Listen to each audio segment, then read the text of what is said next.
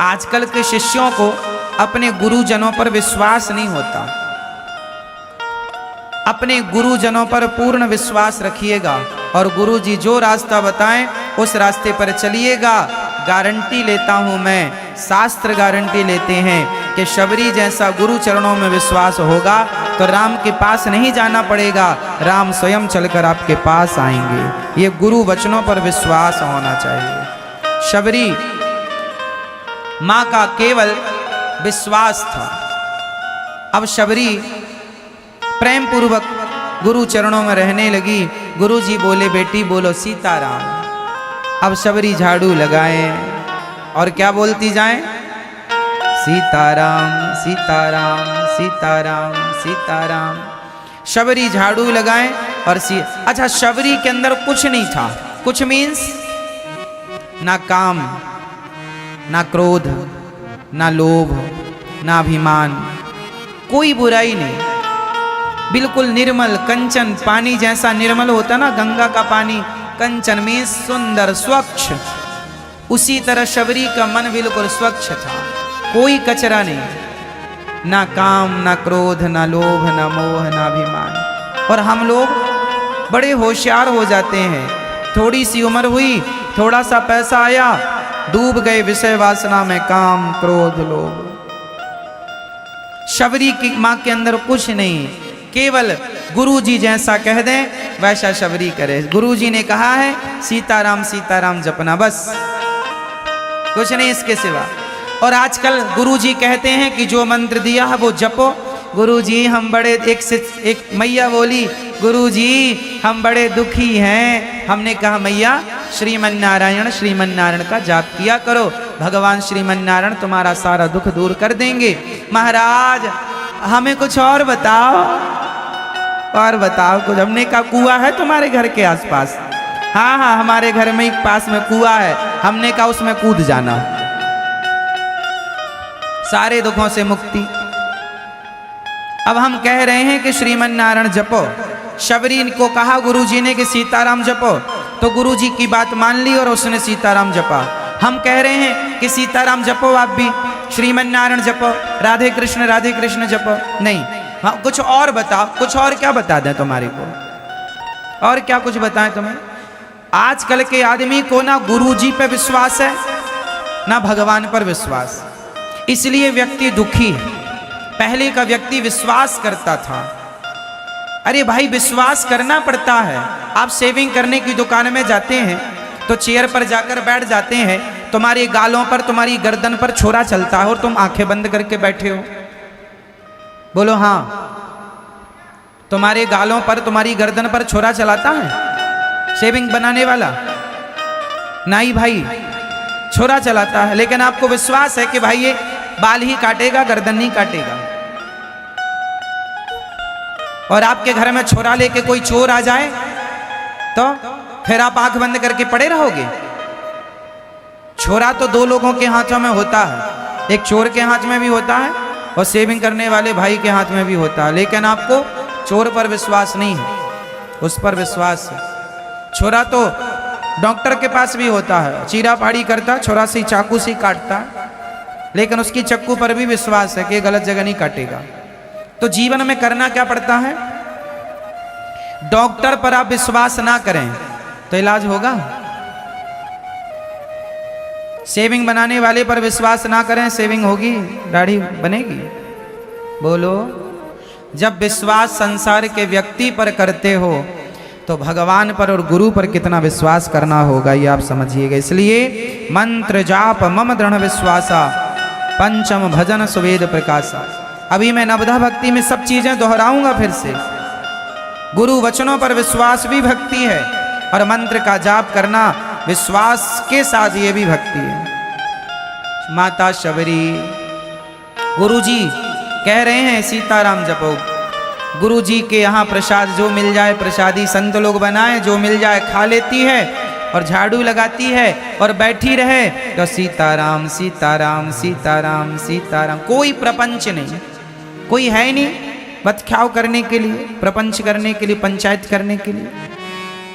हमारे यहाँ तो माताएं खा लेती हैं आप लोग खा पी लिए, पड़ोसन के घर चली गई, चलो थोड़ा पंचायत करेंगे। व्यर्थ की बकवास ना किया करो, अपने मन को स्थिर करो। माता शबरी ने कोई काम नहीं, केवल सीताराम सीताराम सारा काम करती, सीताराम सीताराम करते करते एक दिन गुरुजी जाने लगे। मतंग ऋषि का शरीर पूरा होने को आया। चेलों ने कहा, अरे शबरी तुझे पता नहीं, आज गुरुजी शरीर छोड़ने वाले हैं। शबरी इतनी भोली थी, उसे ये भी नहीं पता था कि शरीर छोड़ना क्या है। मैया सो जाओ मेरी माँ, हाँ सो तो रही हो।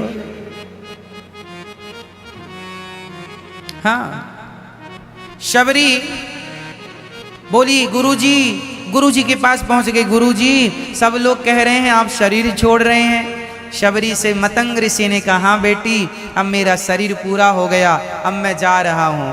तो शबरी बोली, गुरुजी हमें भी ले चलो, हमें भी संग ले चलो। गुरुजी बोले, कहाँ? बोले वहीं जहां आप जा रहे हैं, हमारा भी शरीर छुड़वाओ।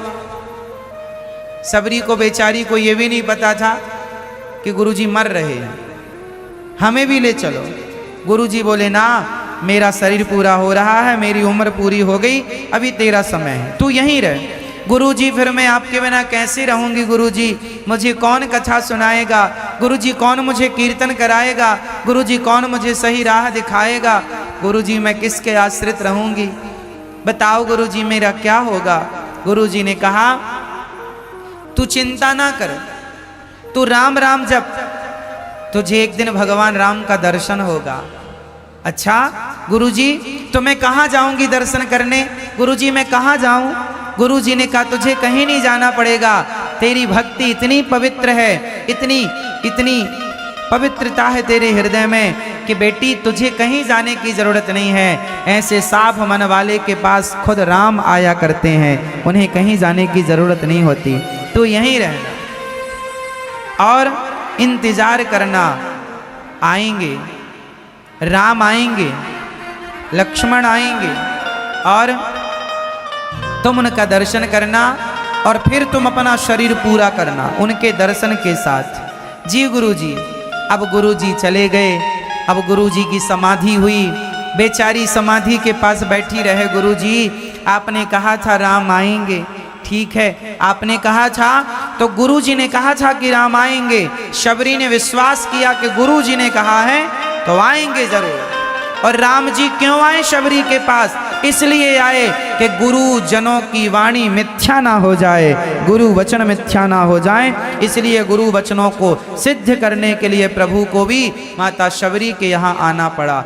मतंग महर्षि के और भी शिष्य थे, लेकिन उतना विश्वास गुरु पर उन शिष्यों को नहीं था जितना विश्वास गुरु वचनों पर शबरी को था। इसलिए राम सबसे पहले माता शबरी के यहाँ आए। जो उनके चेले थे उनके यहाँ भी राम जी नहीं गए,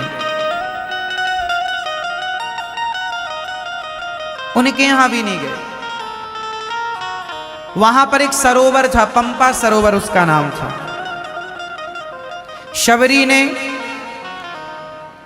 शबरी एक दिन उसे सरोवर में स्नान कर रही थी, तो गुरुजी के जाने के बाद जो चेले थे ना, वो शबरी माँ को थोड़ा परेशान करने लगे। तो एक दिन शबरी नहा रही थी, तो संतों ने कह दिया, अरे तूने संतों के घाट में आकर के पूरा जल अपवित्र कर दिया। संतों ने ऐसा कहा कि देखते ही देखते उस सरोवर में कीड़े पड़ गए, मतलब पूरा पानी गंदा हो गया, पूरा पानी अशुद्ध। संतों ने कहा इसने नहा लिया इसलिए पानी गंदा हो गया। शबरी बेचारी वहां से आई, गुरुजी की समाधि में रोने लगी, पर क्या करे, गुरुजी के वचनों पर विश्वास था। गुरुजी के पास आई तब 10-12 साल की उम्र थी और आज 80-85 साल की उम्र हो गई। इतना सारा वक्त केवल इंतजार में निकाला कि गुरुजी ने कहा है तो आएंगे जरूर। आप ऐसा विश्वास करें शबरी की तरह तो आपके घर भी भगवान आएंगे, पर ऐसा विश्वास अब कहाँ है? इंतजार करना पड़ता है। हाँ, क्या करना पड़ता है? भगवान आएंगे, पर शर्त क्या है? अपने चंचल मन को ठीक कीजिए। है ना। शबरी माँ इंतजार करती, झाड़ू लगाती, और जब इंतजार करते करते बुढ़ापा आ गया, कमर झुक गई, खड़े होने की हिम्मत नहीं, तो बैठ कर घिसट घिसट कर झाड़ू लगाती। लोग कहते काहे झाड़ू लगा रही हो? बोले मेरे राम आएंगे। बोले कोई राम आम नहीं आएंगे ना भैया, जरूर आएंगे। क्यों आएंगे? बोले कोई तुम में ज्ञान है, कोई तुम में भक्ति है। शबरी बोली ना मुझ में ज्ञान है, ना मुझ में भक्ति है, ना मुझ में योग्यता है, लेकिन मुझे अपने गुरु वचनों पर विश्वास है। वो कह गए हैं कि आएंगे तो आएंगे जरूर। जब राम जी नजर ना आए तो कौआ से बोलती हैं माता शबरी, बोल बोल बोल कागा राम कब आएंगे? बोल बोल बोल कागा राम कब आएंगे? शबरी की झुपड़ी आके भाग खुल जाएंगे। शबरी की झुपड़ी आके भाग खुल जाएंगे। बोल बोल बोल कागा राम कब आएंगे? बोल बोल बोल कागा राम कब आएंगे? कब आएंगे कौआ? तू तो आकाश में, तू तो पहाड़ ऊपर वृक्ष पर बैठा है, जरा तू ही बता, देख कर मेरे राम क्या आए? पहुंचे क्या? तुझे दूर से दिखाई पड़ रहा है क्या? आ रहे हैं क्या मेरे राम? कौआ कांव कांव करके उड़ जाता, आज भी उड़ गया, शायद नहीं आएंगे। फिर शबरी झाड़ू पोंछा, झाड़ू लगाकर फिर अपनी कुटिया पे आती, कोई बात नहीं, आज नहीं आए तो क्या हुआ, कल आएंगे। इंतजार, भक्त को क्या करना पड़ता है? इंतजार। श्रद्धा कम ना करिए। विश्व आप लोग ना 2-4 दिन, 2-4 महीने, 2-4 साल में आपकी भक्ति ना डगमग डगमग डोल जाती है। डुलाया ना करिए, टाइम लगता है। भगवान अपने भक्त की परीक्षा कठिन लेते हैं, तपना पड़ता है, तपाना पड़ता है। सोने की बिस्किट होती है, लेकिन सोने की बिस्किट जब सोना किलो में आता है ना तो बिस्किट ही होती है सोने की, किलो की, आधा किलो की, 250 ग्राम की। फिर सुनार उसे ना भट्टी में डालकर तपा देता, तपाकर पिघला देता है। जब पिघल जाती है तो फिर उसे जो आकार देना चाहे, डायरेक्ट सोने की बिस्किट से आभूषण नहीं बनेंगे, उसे पिघलाना ही पड़ेगा, भट्टी में डालना ही पड़ेगा। उसी तरह बिना तपाए जब आभूषण तैयार नहीं होते तो बिना तपाए भक्त तैयार कैसे होंगे? आपको भी तपा कर, तपाने से क्या होता है? सोने को तपाया क्यों जाता है? तपाने से उसमें जितना भी गंदगी होती है अलग हो जाती है। उसी प्रकार जब आप भक्ति की अग्नि में तपते हैं, इंतजार की अग्नि में तपते हैं और विरह की अग्नि में तपते हैं, तब आपके भीतर के जो काम, क्रोध, लोभ, मोह का पाप का जो मैल है जमा करोड़ों जन्मों का, उस ताप से वो सारी विषय वासनाएं समाप्त हो जाती हैं और चित्त शुद्ध हो जाता है और निर्मल मन हुआ तो भगवान उस निर्मल मन में प्रकट हो जाते हैं। निर्मल मन जन सो मोहि पावा, मोहि कपट छल छिद्र न भावा। तपना जरूरी है। कोई कहे कि ना जी हम तपेंगे नहीं और भगवान मिल जाए ना। कौआ से पूछ रही हैं, आए नहीं राम जी, लगाई कहाँ देर रे, शबरी ने रखे हैं चुन चुन के बेर रे, शबरी ने रखे हैं चुन चुन के बेर रे। तो राम जी आएंगे तो क्या करोगी? बोले राम जी आएंगे आए नहीं राम जी, लगाई कहाँ देर रे। चुन चुन के मैंने कब से रखे हैं बेर रे। बलि बलि जाऊंगी, बलि बलि जाऊंगी, जब राम मेरे आएंगे। बलि बलि जाऊंगी जब राम मेरे आएंगे। जब आएंगे तो बोल बोल बोल कागा, राम कब आएंगे। बोल बोल बोल तो वह तू ही बता दे कहाँ है। ला दे रे कागा मेरे राम की खबरिया। ला दे रे कागा मेरे राम की खबरिया।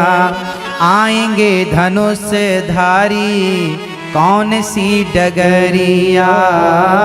आएंगे धनुष धारी कौन सी डगरिया। अखियां बिछा दूंगी जब राम मेरे आएंगे।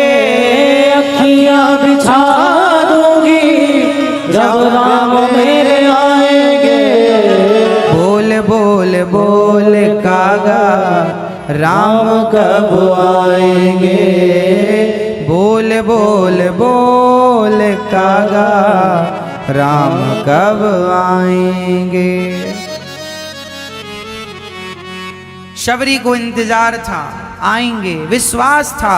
अच्छा, जितना विश्वास शबरी को है, सच्ची बताना आप लोगों को इतना विश्वास है? मैया बोलो मेरी माँ, ओ मेरी मैया। लाल पीली बहन नहीं मिल रही है जगह आपको, बैठो मेरी माँ। अच्छा, ये दोनों चली राम जी को ढूंढने, कहाँ तक आए? ठीक है। शबरी माँ कौए से पूछ रही हैं। पागलपन देखिए शबरी का, पागलपन। ये पागल जो है ना, पागल, भगवान का भक्त कैसा हो जाता है? संसार के लिए पागल।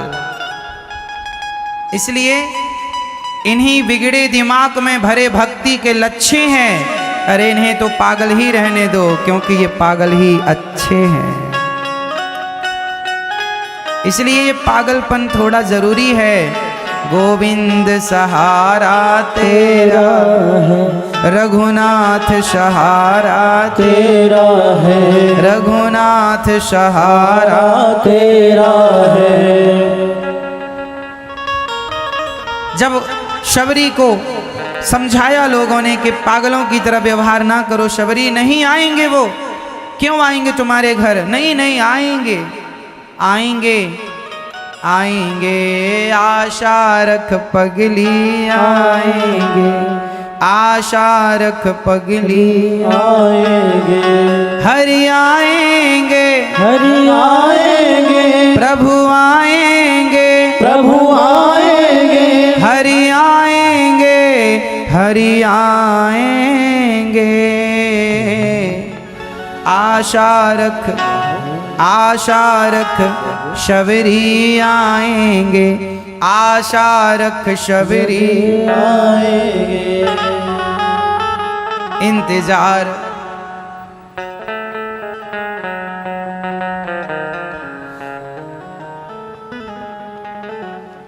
शबरी माँ इंतजार कर रही हैं और क्या कह रही हैं? सच्चे हृदय से श्याम का, सच्चे हृदय से राम का सुमिरन किया करो। और जब सुमिरन किया करेंगे ना तो क्या होगा? जब कोई भक्त भगवान का इंतजार करता है और पुकारता है तो भगवान भक्त की पुकार जरूर सुनते हैं। और भगवान उस भक्त की पुकार को सुनकर केवल सुनते हैं ऐसा नहीं, आते भी हैं। आप में से किस किस को ये विश्वास है कि यदि शबरी के भाव से कोई बुलाए तो भगवान आज भी आने को तैयार हैं? शबरी माँ राम का इंतजार कर रही थी कि आज 14 वर्ष के वनवास के लिए जब भगवान राम निकले और चलते चलते जब रावण माता सीता का हरण करके गया, तब राम जी माता सीता की खोज में जटायु पर कृपा करके आगे बढ़े। तब भगवान राम माता शबरी के द्वार पर पहुंचे। जब भगवान राम शबरी के यहाँ पहुंचे, उस समय माता शबरी भगवान राम का ही इंतजार कर रही थी और बस राम के इंतजार में माता शबरी राम राम कहती झाड़ू लगा रही थी। झाड़ू लगाती जाए माता शबरी और राम राम कहती जाएं, तभी राम और लक्ष्मण आकर के खड़े हो गए। राम लक्ष्मण को खड़ा देख माता शबरी बोली, भैया मैं राम के लिए झाड़ू लगा रही हूं और यहां तुम आ गए, कौन हो तुम? माता शबरी झुकी नजरों से बोलती हैं, अभी चरणों को ही देखा है, मुंह नहीं देखा, क्योंकि झाड़ू लगा रही हैं, बुढ़ापे में कमर झुक गई है, ऊपर कहाँ देखें। तो कौन हो तुम? भगवान राम ने प्रेम भरे वचनों से कहा, माता मैं वही हूं जिनका तुम इंतजार कर रही हो। अच्छा, क्या आप राम हैं? हाँ माँ, मेरा नाम राम है, ये मेरा भाई लक्ष्मण है। अब शबरी ने अपना मुंह ऊपर किया और जब राम को देखा तो वही छवि थी जो छवि गुरुजी ने बताई कि आएंगे। शबरी ने पूछा कि राम आएंगे, मैं कैसे पहचानूंगी? तब भगवान कैसे हैं ये बात गुरुजी ने बताई। उनके बाल घुंघराले से होंगे, आंखें बड़ी सुंदर होंगी, संसार में कोई व्यक्ति इतना सुंदर नहीं होगा जितने सुंदर प्रभु होंगे। पहचान जाना, उनके हाथ में धनुष होगा, बाण होंगे और सुंदर सी छवि होगी। तब क्या हुआ, शबरी देखी राम ग्रह आए, मुनि के बचन समुझी जिय भाए। शबरी देखी राम ग्रह आए, मुनि के बचन समुझी जिय भाए। शबरी देखी राम ग्रह आए। शबरी ने देखा कि राम घर आए, वाह, आनंद का ठिकाना नहीं रहा। सरसिज लोचन बाहु विशाला, जटा मुकुट सिर और वनमाला। भगवान राम कैसे हैं?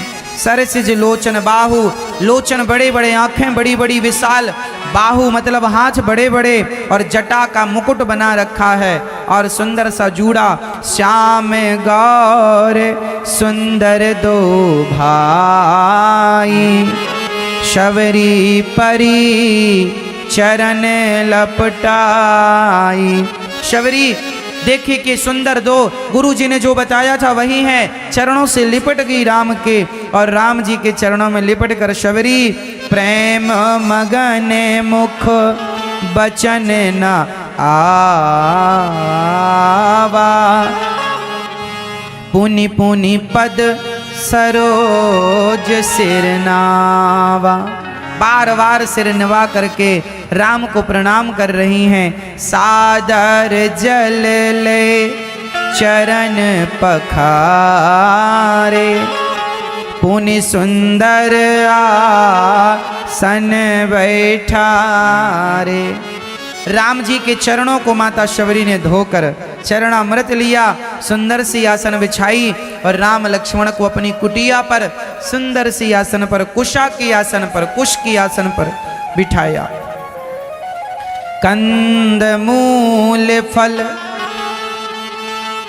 कंद मूल फल सुरवती दिए। अब शबरी ने राम जी को परोसा है। क्या परोसा? कंद मूल फल सुरस अति दिए राम कहुआनी, प्रेम सहित प्रभु खाए बारंबार बखानी। क्या क्या दिया? कंद मूल फल। कंद जो जंगली कंद मूल फल होते हैं वो सारा परोसा माता शबरी ने। केले के पत्ते पर बेर परोसी, फल जो जंगल के उस समय अनुकूल थे वो फल परोसे और राम जी से कहा प्रभु भोग लगाइए। तो प्रेम सहित प्रभु खाए। किसके साथ खाए भगवान? बोलो मेरी माँ, किसके साथ? प्रेम सहित प्रभु खाए बारंबार बखान। प्रेम के साथ भगवान खाए, अर्थात शबरी ने जंगल से कुछ बेर लेकर आई थी और बेर जब लाई ना तो शबरी को थोड़ा डाउट था, संदेह था कि हो सकता है ये खट्टे हों। तो शबरी सामने बैठ गई और बेर चख चख कर देखती है कि खट्टे तो नहीं है। तो जो मीठा है जूठा करके दिया और भगवान ने उसे ग्रहण किया। अच्छा, शबरी ने बेर जूठे दिए ऐसा रामचरितमानस में लिखा नहीं है। शबरी ने जूठे बेर दिए ऐसा नहीं लिखा। शबरी ने कंद मूल फल दिए ये लिखा है। पर परंपरागत कहा जाता है तो जो चीजें कही जाती हैं सुनी जाती हैं वो ठीक ही है। तो शबरी माँ ने भगवान को जो बेर दिए वो चख करके दिए और राम जी ने उस बेर को कैसे खाए? प्रेम सहित प्रभु खाए बारंबार बखानी। बार बार भगवान कह रहे हैं वाह माँ कितने सुंदर तुमने बेर रखे हैं और कितना सुंदर कंद मूल फल है। आपके इस प्रेम भरे प्रसाद को हम खाकर तृप्त हो गए प्रेम सहित। अच्छा बताओ मेरी माँ, भगवान क्या खाते हैं? क्या खाते हैं? बोलो मेरी माँ, क्या खाते हैं? प्रेम कोई खाने की चीज है? मैया कह रही है प्रेम खाते हैं। प्रेम कोई खाता है? क्या खाते हैं भगवान? बताओ भगवान क्या खाते हैं? प्रेम से जो दिया जाए, प्रेम के साथ छिलके दिए जाएं तो विदुरानी के छिलके खाते हैं। प्रेम के साथ सूखे चावल दिए जाएं तो सुदामा के तंडुल खाते हैं।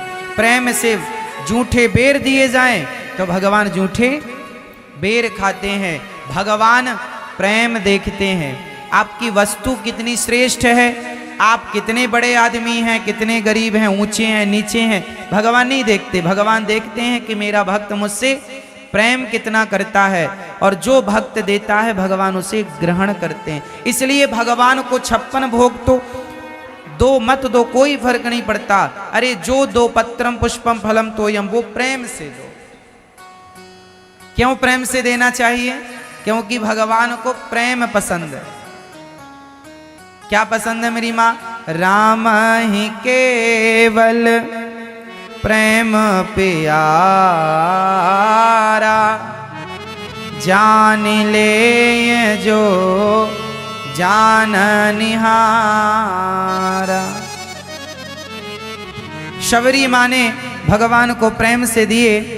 पानी जोरी आगे भई ठाड़ी, प्रभु ही बिलो की प्रीति अति बाढ़ी। अब राम जी के आगे ठाणी हो गई माता शबरी। ठाणी जानते हैं, है ना? किसके आगे ठाणी हो गई? गोस्वामी जी कितने गांव की भाषा का प्रयोग करे। ठाणी, ठाणी मीन्स ठाणे रहो, हम आ रहे हैं। ठाणे रहो मतलब खड़े रहो, ये गांव की शुद्ध देहाती भाषा।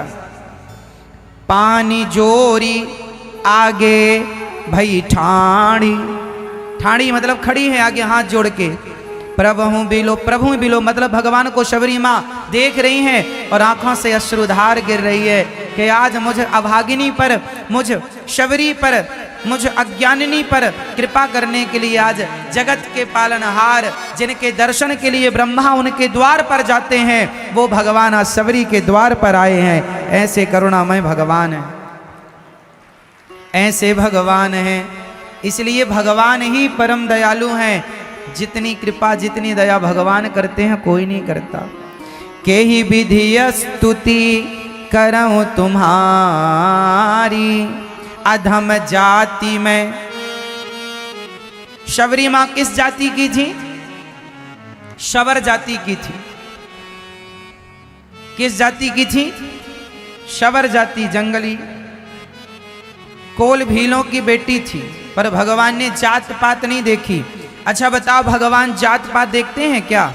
कि तुम बड़ी जात के हो तो तुम्हें मिलेंगे और तुम छोटी जात के हो तो तुम्हें नहीं मिलेंगे। मैया, भगवान किस जाति वाले को मिलते हैं? बताओ बताओ, किस जाति वाले को मिलते हैं?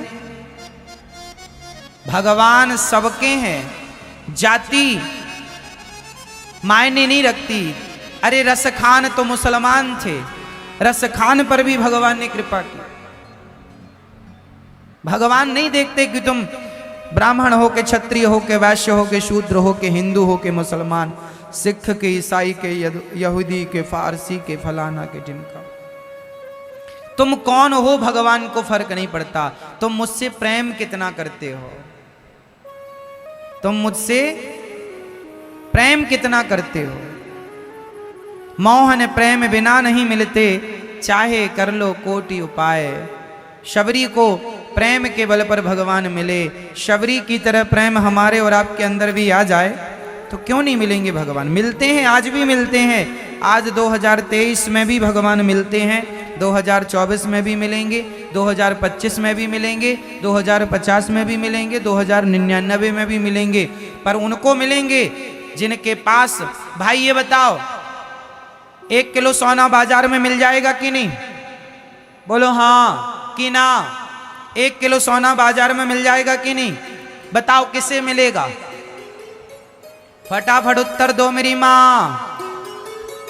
मैया बताएंगी 1 किलो सोना बाजार में किसे मिलेगा? हाँ हाँ, जिसके पास 1 किलो सोना खरीदने की क्षमता होगी। रुपया है आपके पास 1 किलो खरीदने के लायक, आपके पास है 25-50 लाख रुपए तो मिल जाएगा। भाई बाजार में सोना तो मिलता है, 1 किलो, 10 किलो, 100 किलो भी मिल जाएगा। आपकी हैसियत है खरीदने की। आपके पास यदि पैसा है तो आपको मिलेगा, और आपके पास पैसा नहीं है तो आपको नहीं मिलेगा। उसी प्रकार भगवान सबको मिल सकते हैं। यदि प्रेम का धन तुम्हारे पास है तो तुम्हें मिलेगा। जिसके पास है उसे मिलते हैं, जिसके पास नहीं है नहीं मिलते। सिंपल। शबरी के पास था प्रेम का धन सो मिल गए, मीरा के पास था प्रेम का धन सो मिल गए, नरसिंह जी के पास था प्रेम का धन सो मिल गए। अब तुम्हारे और हमारे पास नहीं है तो नहीं मिलते। अब ये धन चाहिए ना। राम है सोना और प्रेम है धन, है तुम्हारी ताकत तो खरीद लो। मोहन प्रेम बिना नहीं मिलते, चाहे कर लो कोटि उपाय। लिखा मिले ही न रघुपति बिनु अनुरागा, किए जोग जप ज्ञान विरागा। सब तो लिखा है। अब मानो तुम ना मानो, है ना मेरी माँ? तो भगवान कैसे मिलेंगे मेरी माँ? जोर से बोलो, कैसे? कौन सा पैसा चाहिए? कौन सा धन चाहिए? जोर से, कौन सा धन? प्रेम का धन, भक्ति का धन हो। आपके अंदर प्रेम है, श्रद्धा का धन हो तो भगवान आपके आगे पीछे डोलेंगे। शबरी के प्रेम ने भगवान को बुला लिया। हाँ, अब शबरी कह रही है के ही विधि स्तुति करऊं तुम्हारी, अधम जाति मैं जड़मति भारी। मैं अधम जाति की हूं और मैं मूर्ख हूं। माता शबरी कह रही है मैं मूर्ख हूं। और एक बात बताएं, भगवान उद्धव जैसे ज्ञानियों को नहीं, शबरी जैसे मूर्खों को ही मिलते हैं। यदि शबरी जैसी भक्ति करने वाली स्त्री, यदि समाज उन्हें मूर्ख कहे, तो हम भगवान से ऐसा कहेंगे कि हे प्रभु, हमें भी शबरी जैसा मूर्ख बना दो। कम से कम उस मूर्खता में आपका दर्शन तो हो जाएगा। ऐसी मूर्खता से यदि भगवान मिलते हैं तो हम हर जन्म में ऐसा मूर्ख बनना चाहेंगे। लोग कहते हैं सुदामा गरीब थे इसलिए भगवान मिल गए। सुदामा जैसी गरीबी में भगवान मिलते हैं तो हे प्रभु, मैं सुदामा जैसा गरीब हर जन्म में बनना चाहूँगा। सुदामा जैसी गरीबी नहीं मेरी माँ, शबरी जैसी मूर्खता नहीं, बल्कि शबरी जैसा प्रेम और सुदामा जैसी भक्ति के बल पर भगवान मिला करते हैं। इसलिए आप ये ना सोचिए कि भगवान को पाने के लिए गरीब ही होना ज़रूरी है। नहीं, भगवान को पाने के लिए प्रेमी होना ज़रूरी है। प्रेम के बल पर मिलेंगे। अधम ते अधम, अधम ते अधम, अधम अति नारी, तिन्ह मह मैं मति मंद अघारी। माता शबरी अपने आप को ना अधम कह रही हैं, जबकि हैं सबसे उत्तम श्रेष्ठ। पर क्या करें, बड़प्पन है ये, बड़प्पन है ये कि जो बड़ा होता है वो अपने आप को अधम कहता है, और जो अधम होता है वो अपने आप को बड़ा कहता है। अपनी तारीफ कौन करता है, बड़ा कि छोटा? जोर से। जैसे आप लोग अपनी तारीफ करने लग जाते, हम तो ये, हम तो वो, हमें नहीं जानते, हम ये, हमें नहीं जानते, हम कौन। आपन मुक्ते आपन करनी, अपने मुख से जो अपनी बड़ाई करे समझ लो उसके जैसा अधम कोई नहीं है। और शबरी इतनी श्रेष्ठ है कि राम द्वार पर खड़े उनकी भक्ति के बल पर, और वो कह रही है मैं अधम ते अधम, अधम अति नारी। मैं अधम से अधम से अधम नारी, 3 बार अधम कहा अपने आप को माता शबरी ने। उसमें भी मैं और मंद हूं, ऐसा शबरी माँ कह रही है, जबकि ऐसा नहीं है। माता शबरी श्रेष्ठ है, पर ये इनका बड़प्पन है जो वो अपने आप को अधम बता रही हैं श्रेष्ठ। जैसे तुलसीदास जी कहते हैं अपने आप को कि मेरे जैसा अज्ञानी कौन होगा, कौन। हनुमान जी अपने आप को क्या कहते हैं, लंका में जब विभीषण जी से मिले तो हनुमान जी कहते हैं असमय अधम सखा सुनो। शबरी ने भी अपने आप को अधम कहा, हनुमान जी ने भी अपने आप को अधम कहा। और ये सब श्रेष्ठ है। जो श्रेष्ठ होता है वो अपने आप को अधम इसलिए कहता है क्योंकि अधम अपने आप को मानेंगे तो कभी अभिमान नहीं आएगा, अपने आप को श्रेष्ठ मान लेंगे तो अभिमान आएगा। और रावण अपने आप को श्रेष्ठ मानता, उसने कभी नहीं कहा कि मैं अधम हूं। रावण ने अपने आप को कभी अधम नहीं कहा, तो क्या आ गया, अभिमान आ गया, सर्वनाश हो गया। इसलिए आप कभी ये ना कहा करो मैं बड़ा हूं, मैं ये ना, मैं राम की दासी हूं, मैं प्रभु का दास हूं, हे प्रभु मैं नीच हूं, मैं अधम हूं, हे नाथ मैं पापी हूं, जैसी हूं जैसा हूं आपका हूं। स्वीकार कीजिए, ना कहो कि हम श्रेष्ठ हैं। कहाँ हम में कोई श्रेष्ठता है। असमय अधम सखा सुनु, मोह पर रघुवीर, कीन्ही कृपा सुमरी गुण, भरे बिलोचन नीर। ऐसे श्री हनुमान जी वही कह रघुपति। अब भगवान बोले, अभी शबरी बोलती आई, कह रघुपति सुनो भामिनी बाता, मानहु एक भगति करनाता। भगवान ने कहा माँ मैं ये नहीं देखता कि सामने वाले की जाति क्या है, वो अधम है कि श्रेष्ठ है। मैं ये नहीं देखता कि उसका धर्म क्या है, मैं ये देखता हूं कि वो भक्त कितना बड़ा है। मानहु एक भगति करनाता। भगवान एक ही नाता रखते हैं भक्तों से, वो है भक्ति का। तो आप में से कितने लोग भगवान से नाता रखेंगे? बताओ आपका क्या रिश्ता है? आपका रिश्ते में भगवान क्या लगते हैं? आपके रिश्ते में बताओ आपका भगवान से क्या रिश्ता है? क्या भाव और भक्ति का? ओ मेरी प्यारी माँ, ओ मैया, भगवान से आपका क्या रिश्ता है? क्या क्या मान लें हम इसका? नहीं पता? पता ही नहीं है? लो, भगवान से आपका क्या संबंध है? आपका क्या लगते हैं भगवान आपके रिश्ते में? देखो मैया, आपका क्या संबंध है भगवान से? क्या रिश्ता है आपका? हाँ, नहीं पता? लो, बेटे से क्या रिश्ता है पता है, पति से क्या है पता है, भाई से क्या है पता है, भगवान से क्या है नहीं पता। लो लो, ये स्थिति है। आज तक आप लोगों ने भगवान से अपना कोई संबंध जोड़ा ही नहीं, इसलिए भगवान आपको स्वीकार कैसे, किस संबंध के बल पर करेंगे? भाई प्रधानमंत्री जी से मिलना हो तो पहले कारण पूछा जाएगा कि भैया आप किस कारण, क्या उद्देश्य है आपका मिलने के पीछे, क्या बात करना चाहते हैं? कारण तो चाहिए। तो बताओ, भक्त और आपके बीच में भगवान से मिलोगे तो क्या कारण है? क्यों मिलना चाहेंगे आप भगवान? मांगने के लिए, भिखमंगों की तरह? हाँ महाराज जी, हमारी भी जमीन जायदाद हो जाए, बेटे की नौकरी चाकरी लग जाए, बस और क्या है, बस हो गया। ये मांगने आए हो भगवान से भिखमंगों की तरह? मेरी मां, भगवान से ये भीख ना मांगा करो। भगवान से रिश्ता ही नहीं है आपका, आज तक संबंध ही नहीं, तो स्वीकार कैसे करेंगे?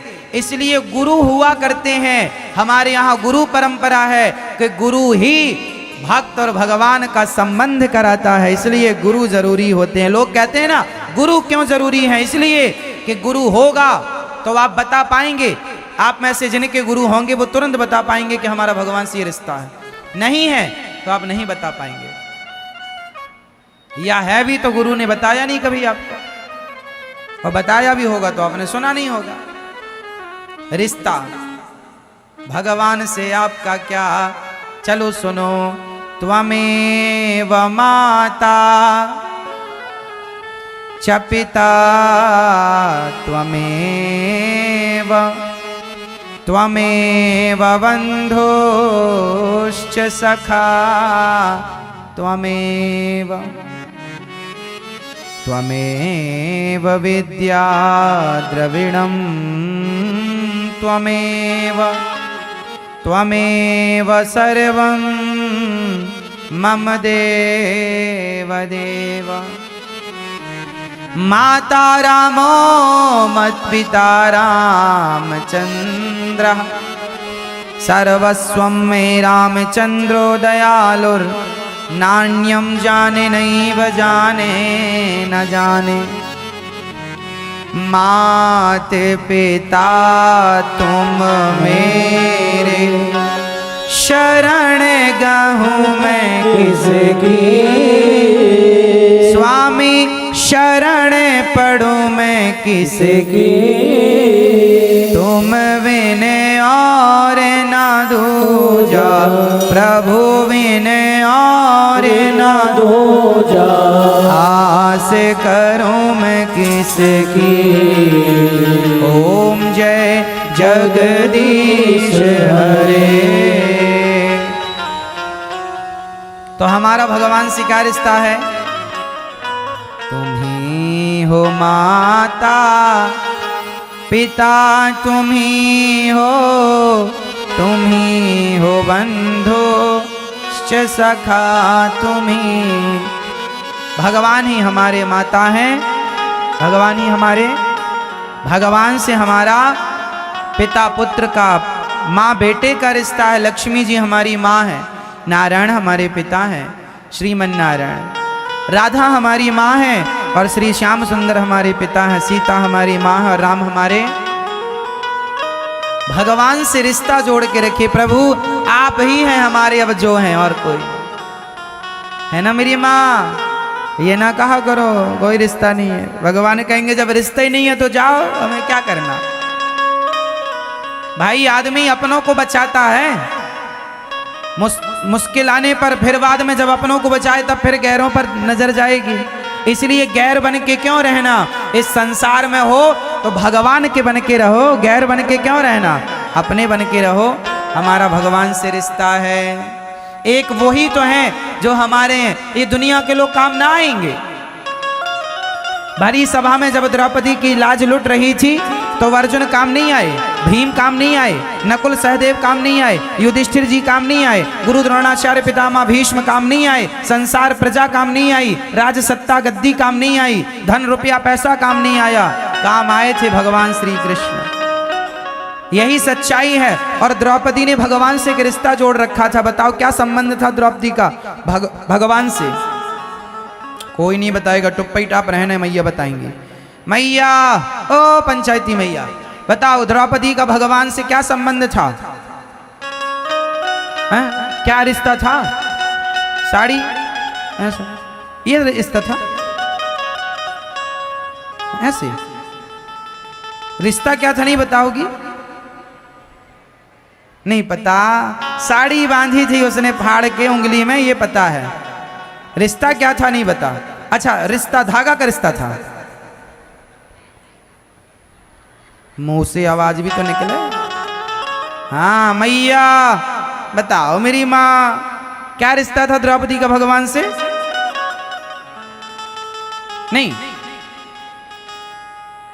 हाँ द्रौपदी ने अपना भाई गोविंद सहारा तेरा है, गोपाल सहारा तेरा नंदलाल सहारा तेरा। द्रौपदी ने अपना भाई बनाया, गोपियों ने अपना पति बनाया, यशोदा ने अपना बेटा बनाया, अर्जुन ने अपना सखा बनाया। जो तुम्हारा मन करे भगवान को अपना मान लो, जो रिश्ता बन पड़े बनाओ, पर रिश्ता बनाओ। कल को कोई पूछेगा कि आपका भगवान से क्या संबंध है तो बता सको कि हमारा भगवान से ये रिश्ता है। माता शबरी क्या कहती हैं, प्रभु अब मेरा कोई नहीं। और जब द्रौपदी ने भगवान को विश्वास के साथ पुकारा, संसार के रिश्ते काम नहीं आएंगे, बार बार हम आपसे कह रहे हैं, अब फिर भी आप बनाओ।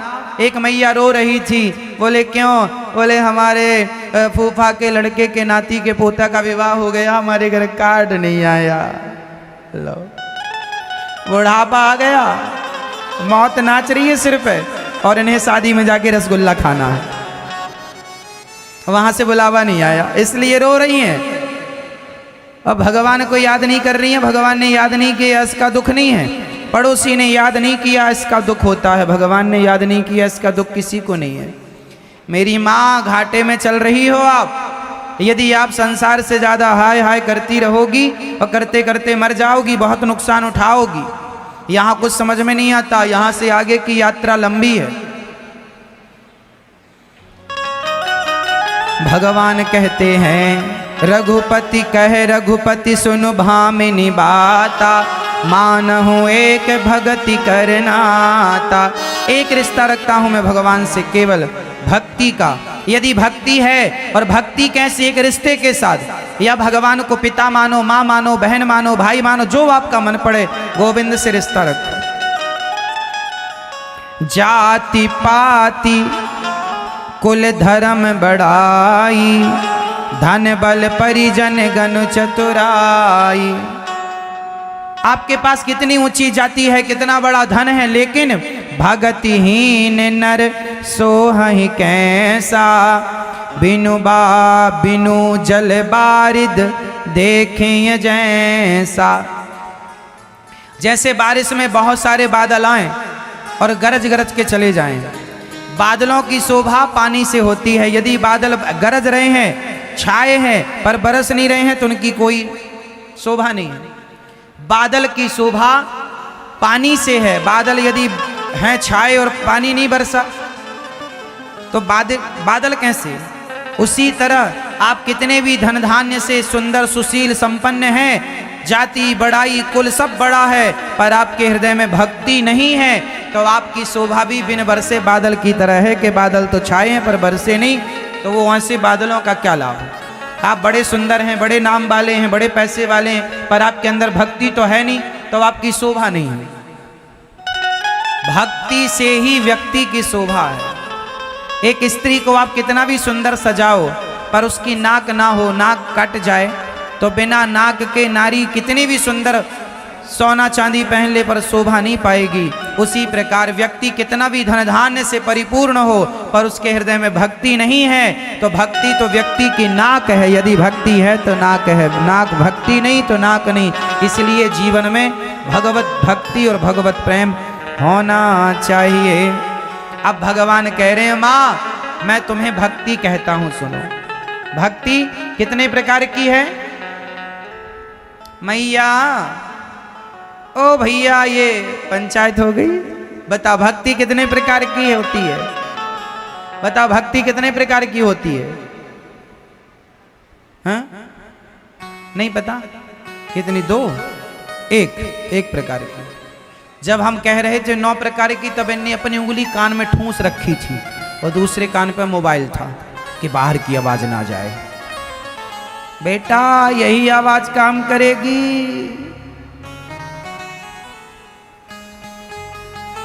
वो आवाजें काम नहीं करेंगी। भक्ति कितने प्रकार की होती है? 9 प्रकार की भक्ति। पहली कौन सी? अब हम पहली गा रहे हैं। प्रथम भगति संतन कर संगा, संतों का संग करना। पहली भक्ति क्या है? संतों का साथ करो, संतों के पास रहो, संतों की सेवा करो, ब्राह्मणों की सेवा करो। पहली भक्ति है सत्संग करो। भाई संतों के साथ रहोगे तो संत कथा सुनाएंगे, अच्छा रास्ता बताएंगे। तो भगवान की कथा सुनना पहली भक्ति। श्रवणम कीर्तनम विष्णोः स्मरणम पाद सेविनम, कथा सुनना पहली भक्ति। अच्छा, संतों का संग करना कौन सी भक्ति है? जोर से। पहली संतों का संग करना पहली भक्ति है। अच्छा बताओ, संतों का संग करना चाहिए कि नहीं करना चाहिए? बोलो मेरी मां। करना चाहिए। आजकल तो संतों की हालत बड़ी खराब है। बेचारे जहां जाते हैं संत, वहीं से अपमानित हो जाते हैं। घर में तुम्हारे घर भिक्षा मांगने जाएं तो तुम ताना मार देती हो, इतना बड़ा बाबा कमा के खा नहीं सकता, इतना बड़ा शरीर है। अरे कमा के खाना होता तो संत क्यों बनते? संत तो भगवान के आश्रित रहते हैं। गृहस्थी का धर्म है। गृहस्थ के घर से कितने लोगों को रोटी मिलती है बताओ? गृहस्थ के घर से कितने लोगों को रोटी मिलती है? जोर से। कितने? आपके घर से कितने लोगों को रोटी मिलती है? आपके पापा को, आपकी मम्मी को, आपको और आपके भाई को, और किसी को नहीं? हाँ। मैया, ओ पीली मैया सो जाओ मेरी माँ, देखना सिर ना हो पीछे चला जाए। ऐसे सो रही है मैया, खर्राटे यहां तक आ रहे हैं तुम्हारे। मुंह खोल के और सो रही हो, मक्खी चली जाए भले।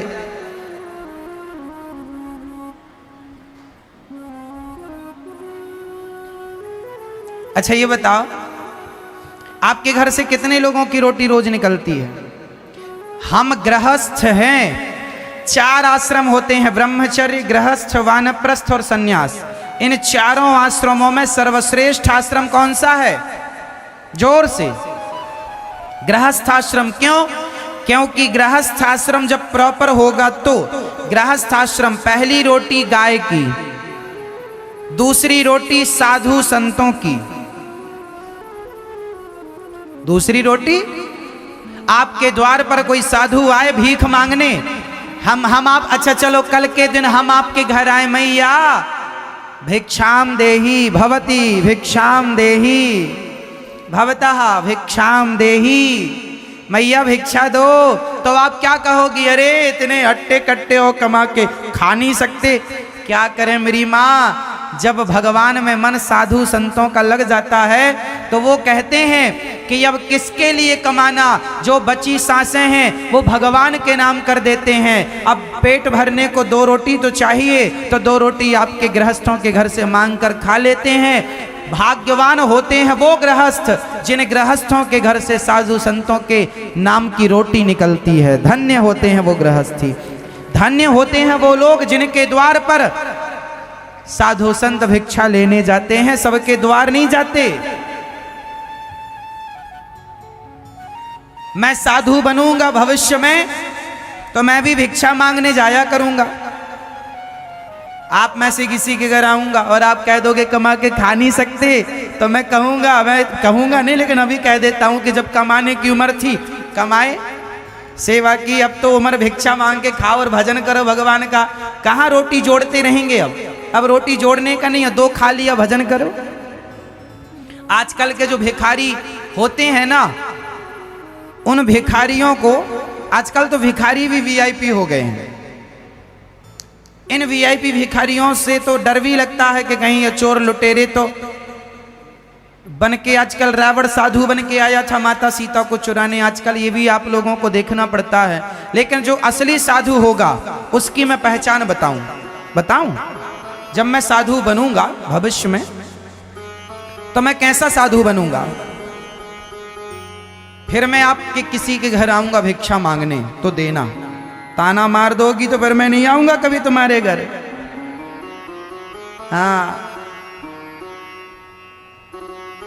जब मैं साधु बनूंगा तो संसार से, जब संसार को छोड़ दिया तो शरीर से नहीं मन से छूट जाए। भगवान की भक्ति इतनी हो कि संसार मन से छूट जाए, एक भगवान की सिवा कुछ याद ना रहे। कोई गाली दे तो गाली ठीक है, कोई अपमान करे तो अपमान सही, सम्मान करे तो सम्मान सही। ना अपमान से मतलब ना सम्मान से मतलब। तुम्हारे द्वार पर आएंगे भिक्षाम देही कहेंगे, 2 रोटी दोगे तो खा लेंगे, नहीं दोगे तो गोविंद के आश्रित के प्रभु आज तेरी यही इच्छा है कि हम भूखे रहें। तेरी इच्छा, तेरी इच्छा में मेरी इच्छा है। आप हमें पैसा देंगे तब तो हम पैसे नहीं लेंगे, क्योंकि हमें पैसे की तब जरूरत ही नहीं होगी। पैसे की जरूरत तो अभी है कि वृद्ध माताएं यहाँ रहती हैं, अन्न क्षेत्र चलता है। जब ये संसार छूटेगा तो फिर जरूरत कुछ नहीं होगी, जरूरत फिर केवल गोविंद की होगी। रही शरीर का भरण पोषण तो 2 रोटी चाहिए रहेगी, तो भिक्षा मांग के खाई जाएगी, मिलेगी तो ठीक। और भिक्षा भी केवल 7 घर मांगी जाएगी एक दिन में। 7 घर में भरपूर मिल गया तो सही है, यदि 7 घर में 2 रोटी नहीं मिली तो वाट बगैर दास नहीं जाएगा। आज ठाकुर जी की इच्छा मानकर, कल हमारे यहाँ भिक्षा मांगने की ये रिवाज ऐसा रहा है कि 7 घर भिक्षा मांगी जाती है। कितने घर भिक्षा मांगी जाती है? सिर्फ 7 घर। और 7 घर में यदि एक घर में ही तुमने पर्याप्त हमें भिक्षा दे दी, रोटी दे दी, खीर दे दी, जो बना हुआ दे दिया, एक घर में ही मिल गया तो दूसरे घर जाने की जरूरत? भाई एक घर में हमें 4 रोटी खानी है और पर्याप्त तुम्हारे घर से मिल गई तो हम दूसरे घर क्यों जाएंगे? और तुम्हारे घर नहीं मिली तो दूसरे घर जाना पड़ेगा, और दूसरे घर में भी नहीं मिली तो तीसरे जाना पड़ेगा, और तीसरे में नहीं तो चौथे में, चौथा नहीं तो पांचवा, पांचवा नहीं तो छठा, और छठा नहीं तो सातवां, और 7वें में नहीं मिली तो फिर आज ठाकुर जी की ये इच्छा मान लो कि आज भगवान कह रहे हैं कि आज उपवास करके भजन करो हमारा। तो ठाकुर जी की आपकी ये इच्छा कि आज कुछ ना खाएं, तो सुंदर गंगा जल यमुना जल जो पानी है पानी पी के गोविंद सहारा तेरा नंदलाल। ऐसे ऐसे साधु आज भी हैं हमारे देश में जो आज भी भिक्षा मांगते हैं और पैसा नहीं लेते। वो तो आज देखो ना, समाज में कुछ लोगों ने तो धंधा बना रखा है, उनके चक्कर में असली साधु संत भी बेचारे पिस जाते हैं। हमारा देश संतों से भरा हुआ देश है, हमारे देश में आज भी ऐसे ऐसे संत हैं जो मधुकरी जिंदगी जीते हैं, भिक्षा मांगते हैं, खाते हैं और भगवान के आश्रित रहते हैं। जरूरत ही नहीं है संसार में उथल पुथल मचाने की। एक गोविंद के सहारा, पेड़ की छांव में सो जाना, नदी का पानी या फिर जंगल में एकांत में रहना।